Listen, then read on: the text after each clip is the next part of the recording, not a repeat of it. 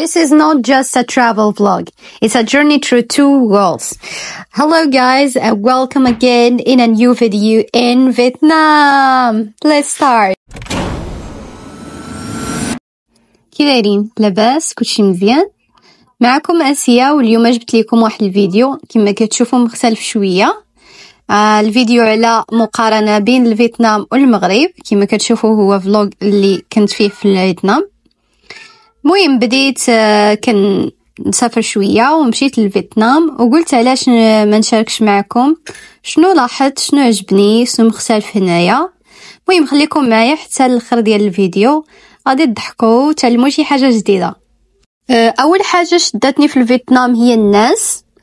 بزاف ديال الناس اللي ظريفين بزاف، كيبغيو ياخذوا معك التصاور وكل شيء.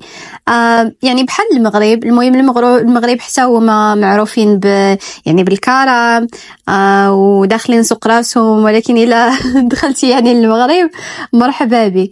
في الفيتنام كذلك الناس كيعطيوك قيمه، كيضحكوا معك، ولكن ماشي زعما كيبقاش داك الترحيب اللي بحال المغرب، يعني بزاف تيعطيوك واحد الاهتمام كبير. غير هما كيبغيو مثلا يعرفوا مثلا اللغه اللي كتهضر بها، منين جاي، شكون انت وكذا. الا كانوا بحال دراري صغار، انا واحد البنات كما تشوفوا معايا في الاخر ديال الفيديو اللي هما تصوروا معايا في الفيتنام. هما طلبوا يتصوروا معايا ويعجبهم الحال، وبقاو كيسولوني منين جيت، اين دوله، باش شنو كنهضروا وكل شيء. هذه كانت تقريبا اصعب مقارنه، اللي هي الاكل، الحريره ولا الاكل ديالهم. المهم في المغرب كما كتعرفوا عندنا كسكسو، طاجين، الحريره، وتقريبا النكهات اللي كتكون غنيه بزاف بالعطريه كما كنقولوا. في الفيتنام كاين الفو، اللي هي واحد الشوربه بالنودل واللحم والخضره.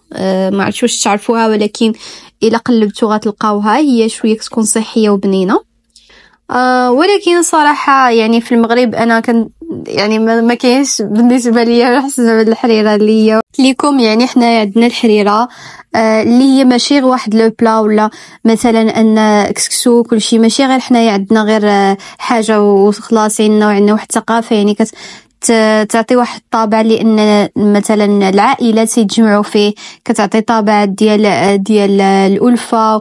ويعني حنايا كاملين كنجمعوا على هذيك الماكله كأسره واحده، يعني كذلك التضامن ديال الاسره وكل شيء يعني. المهم بالنسبه مثلا الى هما مثلا بالنسبه للفيتنام، الفرق مثلا يعني كما قلت لكم بزاف ديال العطريه اللي كنديروها حنا المغاربه، سكينجبير، الخرقوم وكذا. وهما العكس ديالنا، يعني هما كيديروا بزاف الاعشاب اللي كيديروها، هما ماشي العطريه، ولكن هما كيزيدوا الاعشاب، كيزيدوها في الماكله ديالهم. بالنسبه للزنقه مثلا، الزنقه كيفاش عندهم هما مثلا. بالنسبه للمغرب الزنقه كتكون فيها الحركه، وكتحس كذلك بالامان، يعني الناس غاديه ماشيه كما كنقولوا. في الفيتنام كاين بزاف د الموتورات، هما عندهم كيركبوا على الموتور. احنا في المغرب ما عندناش هاد الثقافه بزاف، وما عندهم ثقافه يعني كلشي كبير صغير مرا راجل كيركبوا في الموتورات. احنا ما عندناش هاد الثقافه هذه، يعني اغلب الناس يمشيو اما على رجليهم اما في طاكسي طوموبيل. يعني ثقافه الموتورات ما عندناش بزاف، كاينه يعني ولكن غير دراري مثلا، ماشي زعما تلقى بزاف العدد الناس كيركبوا فيها. وواحد الحاجه اللي عجبتني، الناس محترمين القانون، يعني كيحترموا بزاف القانون في الفيتنام. عندهم واحد الاحترام، يعني هذه داخل في لا كولتور ديالهم، في الثقافه ديالهم. يعني كاين واحد النظام، واخا شويه كتشوف ان الفيتنام شويه اللي هي واحد الدوله شويه فقيره، يعني باقين تيحترموا ناس بسطاء وناس ظريفين. نجيو بالنسبه للاسعار في الفيتنام ولا الثمن، يعني بغينا نقولوا الثمن والفلوس بالنسبه لهذا الشيء هذا. واش الفيتنام يعني رخيصه؟ ايوا دابا المهم بالنسبه للفلوس، الصراحه الفيتنام رخص من المغرب بزاف، خصوصا الماكله. يعني ممكن تاكل في الشارع ب10 دراهم ديالنا مثلا في المغرب، الا مشيتي تاكل شي ساندويتش مثلا 25 درهم في المغرب ولا اكثر. يعني بالنسبه مثلا حاليا جو بونس يكون عاد اكثر.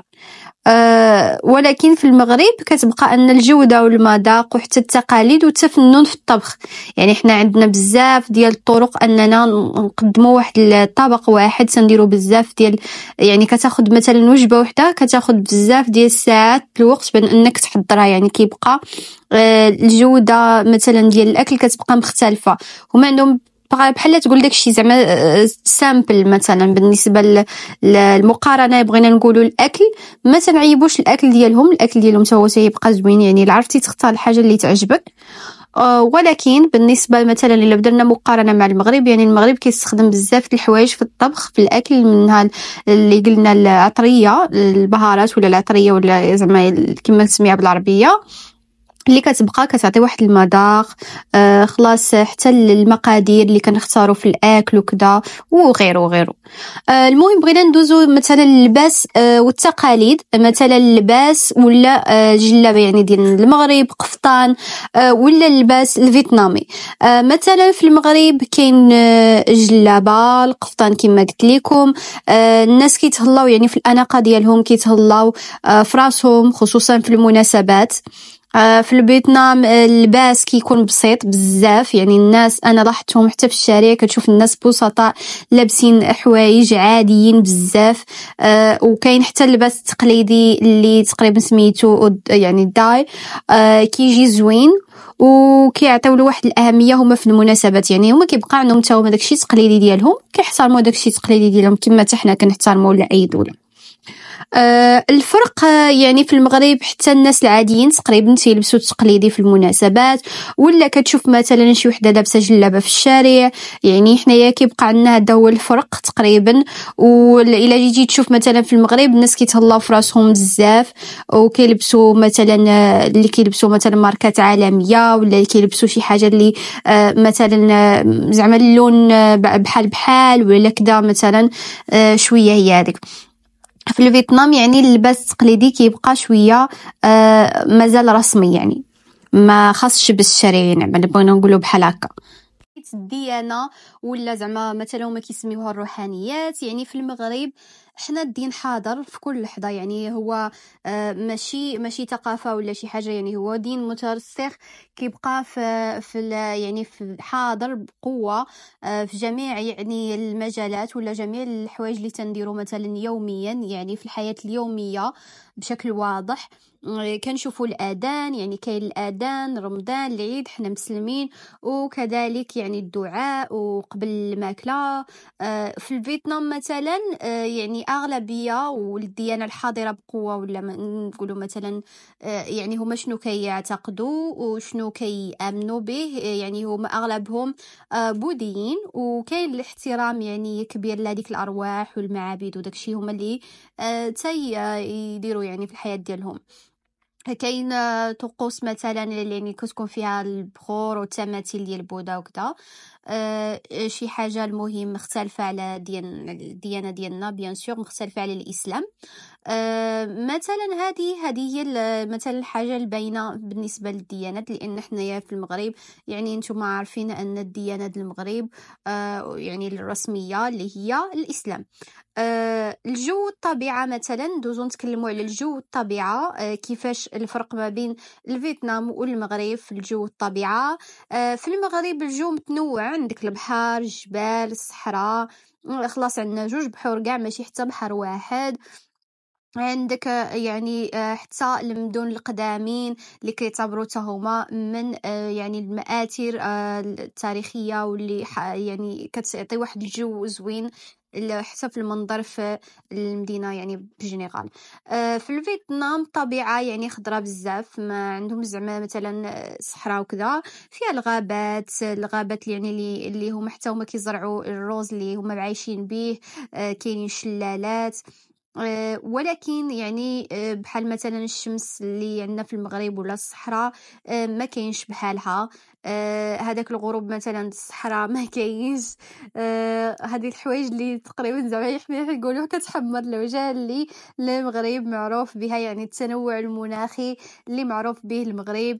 هذا الجو هذا ما كاينش في الفيتنام. احنا بطبيعه الحال ما تنعيبوهمش، هذه غير مقارنه ما بين كيفاش يعني المغرب كيفاش كاين الفيتنام. بيان سور الفيتنام كيبقى واحد الدولة حتى هي الشعب ديالها زوين وظريف بزاف كما قلت لكم ومحترمين. يعني مثلا نقولوا حنايا خلاصة القول شنو اللي افضل، ما كاينش يعني شي دولة اللي افضل مثلا واش المغرب حسن ولا الفيتنام. كل بلاد كيبقى الجمال ديالها. يعني المغرب بيان سور هو اللي مثلا انا يعني بالنسبة ليا كمغربي يعني كيبقى في القلب، والفيتنام اللي هو واحد الدولة زوينة بزاف اللي فتحت الباب. يعني شتنا كيفاش الحضارة ديال الناس، كيفاش هما عايشين، كيفاش ظريفين على بزاف ديال الدول، والناس طيبين بزاف. يعني واخا فقراء مثلا نقولوا يعني كدولة يعني ماشي ربما نقولوا متوسطة يعني في الاقتصاد، اللي هي كتبقى واخا هكا كيبقاو مساكن كيعطيو من قلبهم، ويعني كيحترموا وكيبغيو بنادم. وكيبقى هادشي يعني كيعلمك ان الحياة واسعة وارض الله واسعة والناس مختلفين، يعني كيتجمعهم واحد الانسانية. هذا هو يعني خلاصة، يعني ان هادشي هو اللي كاين، وهادشي اللي خاصو يكون اننا ما خاصناش نفكروا انسان من المغرب ولا انسان من الفيتنام ولا، يعني كتبقى الاخلاق وكتبقى كيفاش الانسان مربي ومن اين درجة. في الخاتمة كنبغي نقول لكم المهم تكتبوا لي يعني في التعليقات شنو عجبكم اكثر. واش فكرتوا يعني تسافروا لفيتنام، ولا واش ديجا سافرتوا لفيتنام، واش قبل مشيتوا لفيتنام. وما تنساوش المهم تشاركوا، ديروا جيم، بارطاج. المهم وتقولوا شنو الدول مثلا سافرتوا فيهم، ولا شنو بغيتوا الفلوق الجاي يكون. والمهم نشوفكم في الفيديو الجاي. يلا بسلامة، تهلاو في راسكم، باي باي. Guys, before you go, just want to let you know that yes, we have courses. You've been asking me if I have some courses. Yes, I have a course of Darija from A1 to C2. You also have a certificate once you're done, a certificate that can allow you to show it to anybody that you speak in Darija. Maybe apply for a job or something else like that.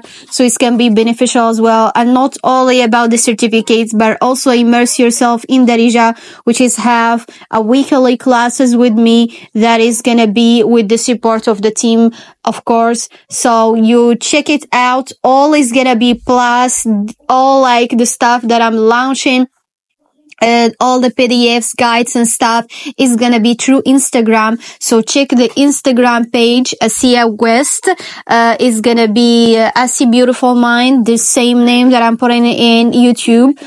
So it's gonna be the same thing. So just check it out for all the information you want to know about, like either any information like PDFs, guys, or you can even contact me via the private like messages.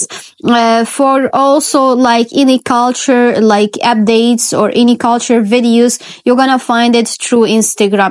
Don't forget about the TikTok that I'm gonna like having any short videos, of course teaching Darija, which you can check it. It's a huge list if you didn't check it before. So let me know, guys, and if you have any questions, again, leave it in the comment section. Thank you so much and see you guys.